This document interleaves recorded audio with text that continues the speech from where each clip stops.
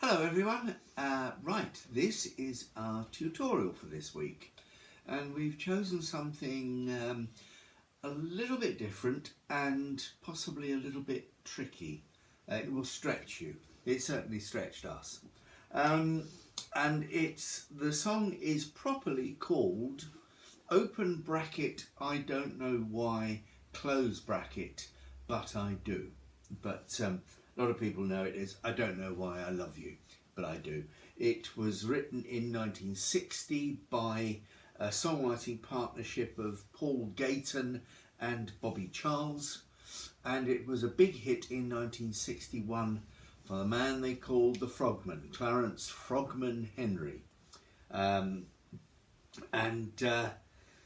we're going to have a go at that, and just for grins we decided that we were going to do this in B flat, mainly because it's a pretty good singing key for my vocal range. C is just a little bit too high and B is forget it. Nobody plays songs on a ukulele in the key of B, why would you? But B flat is okay. So if you don't know the song, have a go onto YouTube and have a listen to it. Clarence Frogman Henry does it in a slightly different key. I think he did it in A flat or maybe even G.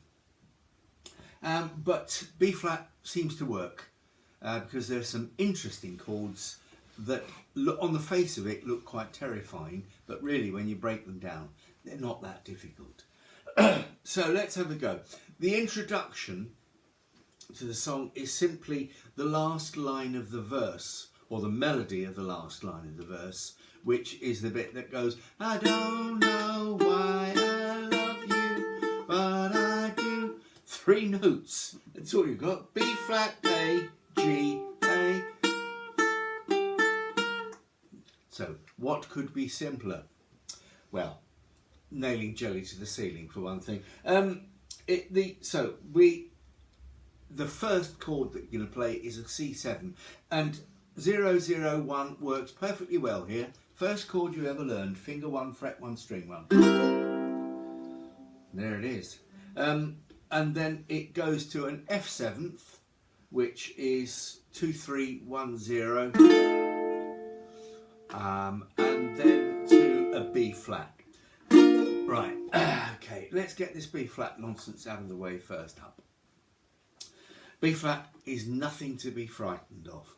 Pam plays it as a full 4-string bar on the 1st fret with ring finger and middle finger on frets 3 and 2 of the G and C string respectively. And I play it just using a half bar, just my index finger across the top 2 strings, the E and the A string, and then my middle finger on the 2nd fret of the C string and my ring finger on the 3rd fret of the G string. And really that's all it is. There's nothing to be frightened of. It's just the trick of it is getting that index finger to fret across 2 strings. So there we are. So the introduction starts like F7. Okay, now if you want to play the melody of that, it's easy enough because you've got a good start there. And so you're on a C7th, so you just take that off and put your ring finger down on the 3rd fret of the E string, or if you're playing a high G, use the G string. And then you can do the same over an F chord or an F7th chord. So if you find that F7th might be a bit tricky, just play a plain F chord. As I've said several times before, where a song sheet calls for a 7th, you can always play the root chord. So there you go. If you don't fancy an F7th there, just play an F root.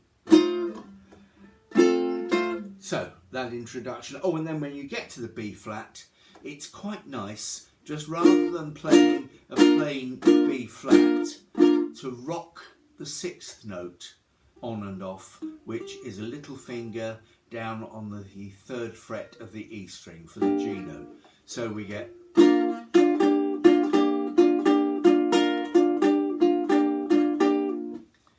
So put all that together and the introduction goes like this. 1, 2, 3, 4.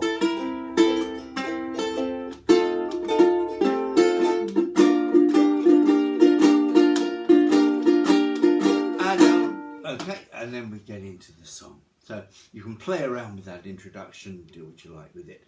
First chord in the verse is B flat, and the second chord is shown as a D minor 7th with a suspended 4th. Eek, I hear you cry. How on earth am I going to do that? I don't have enough fingers. Well, you do, because the D minor 7th with a suspended 4th.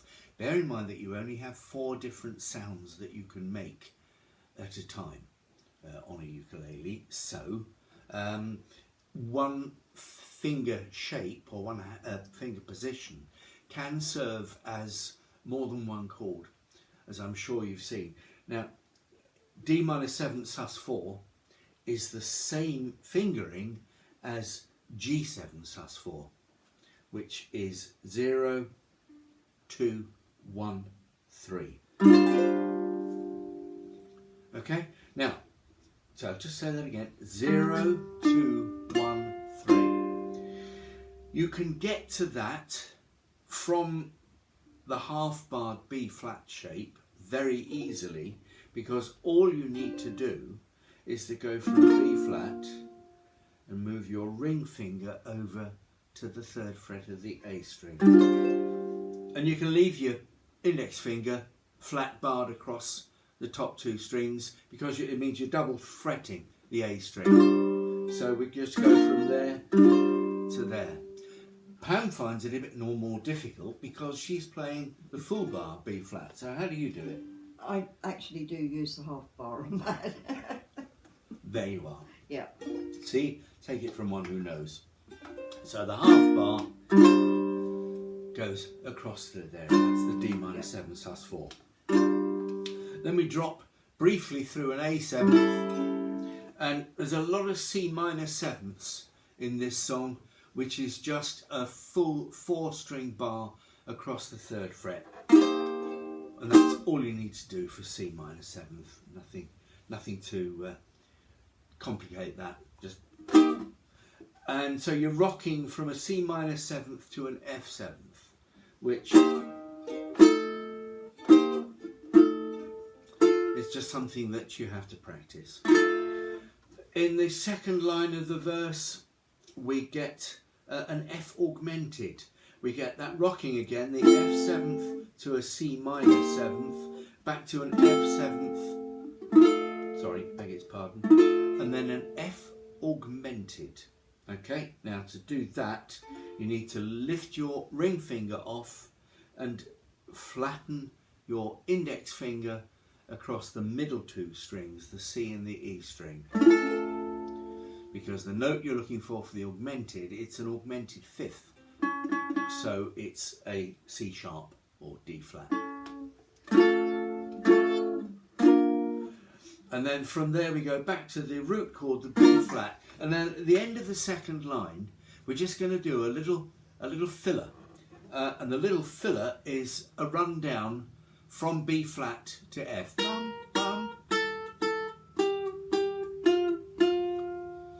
Like that. And the way that we do that is on a B flat chord. So we start with a B flat, then a B flat major 7th, which is 3, 2, 1, 0, and just means that you lift your index finger from flattened across the first 2 strings to just fretting the E string. Then you put that one back and drop your little finger on the 3rd fret of the E string for a B flat 6th, which gives you the G note, and then finish off with the plain B flat. So we're doing that rundown, and it goes like.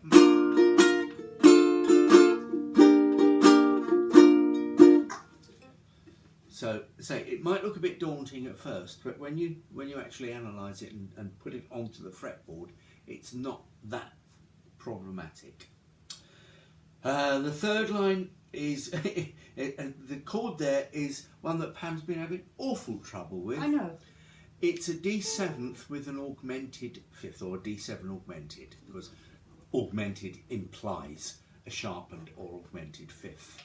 And again, don't be frightened by the label, because it's simply 2021. It's a back to front E7. Now that confuses me. Why do you do that? It's 2021. And then we encounter for the first time in the song our E flat chord. Okay, now again, Pam plays her E flat. 3-3-3-5, 3-3-6, I beg your pardon. And that's nice because you get that E flat ringing out over the top of it. But in the context of the song and making life easier for yourself, which is my mantra, you might find that 0-3-3-1 is easier. I use that as my go-to E flat chord, 0-3-3-1. And then we just get an E flat to an F7th and resolve back to B flat. And then we've got a little turnaround at the end of the first verse, which is that bum, bum, bum, bum, bum. So bum, bum. So it's a B flat and a B diminished, which is Scotland Yard, 1-2-1-2, B C7, C minor 7, and then the F7th. And if you want to put the C note over the top of the F7th, it's an interesting variation. A different voicing gives you a C note over the top rather than the E note. So there we go. We've got that little turnaround into the second verse, which is almost identical to the first. So we just get I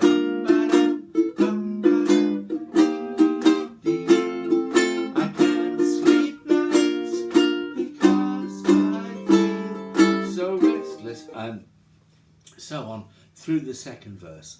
At the end of the second verse, we've got another little filler to take us into the bridge, because the bridge, like bridges so often do, go from the root chord into a slightly different key, the fourth above.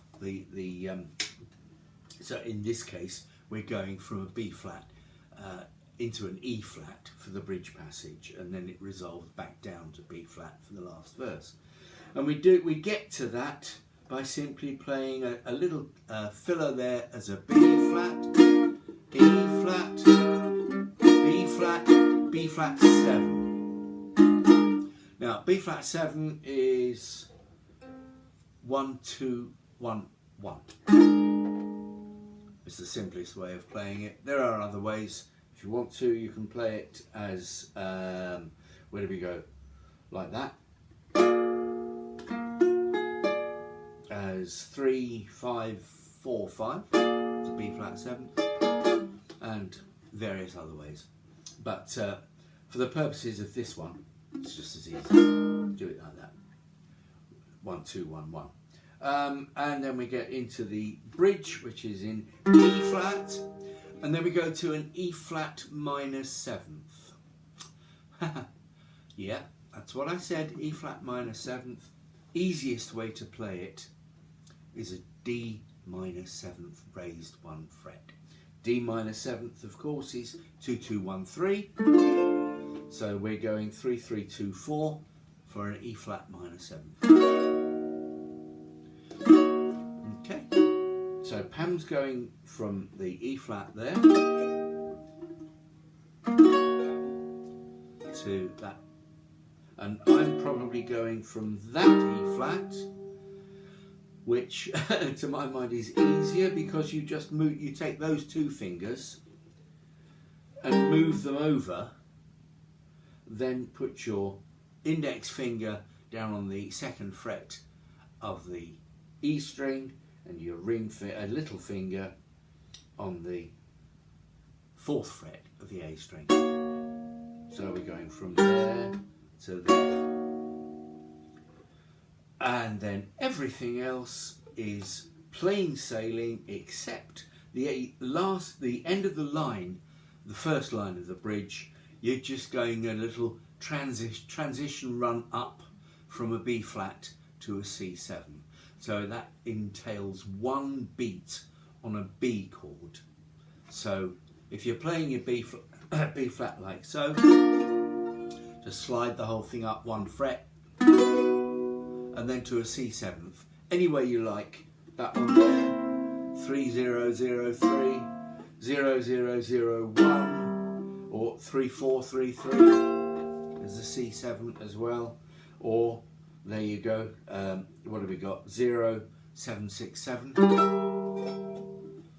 That one probably doesn't fit in the context of the rest of the accompaniment, but it's there if you want it.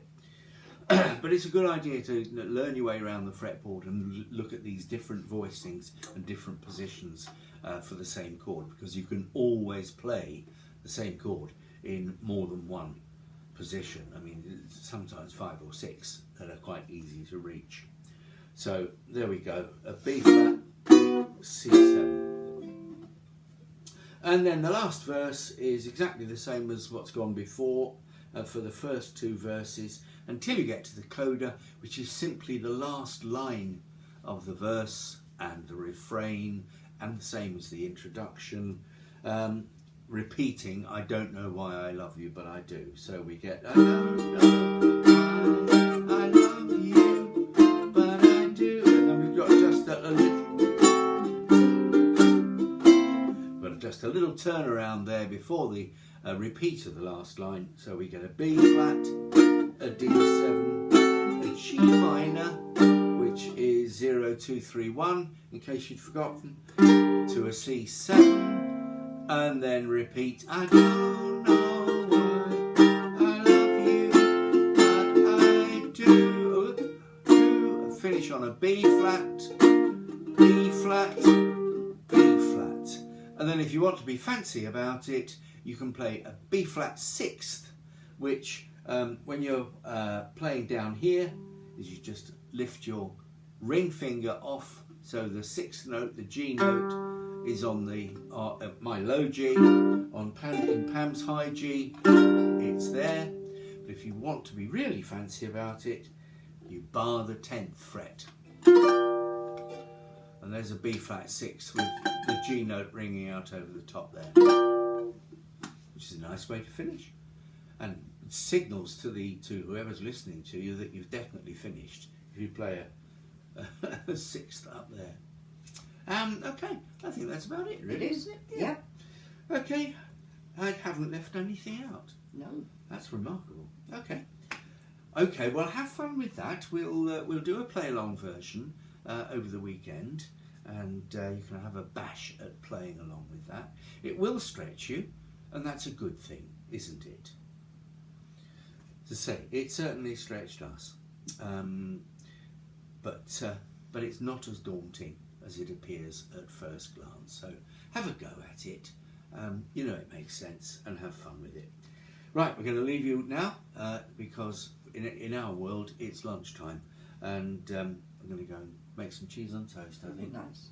with Worcester sauce. Got to be done. Right, that's it. I'll shut up now, and we'll leave you in peace. And we'll see you soon. We'll have another comic song along for you on Friday, and this as we'll be going out as a play along over the weekend. So that's it from us for today. So until we meet again, you know what to do. Stay safe, be kind to yourselves, look after each other. It's bye from Pam. Bye. And it's bye from me. Bye for now.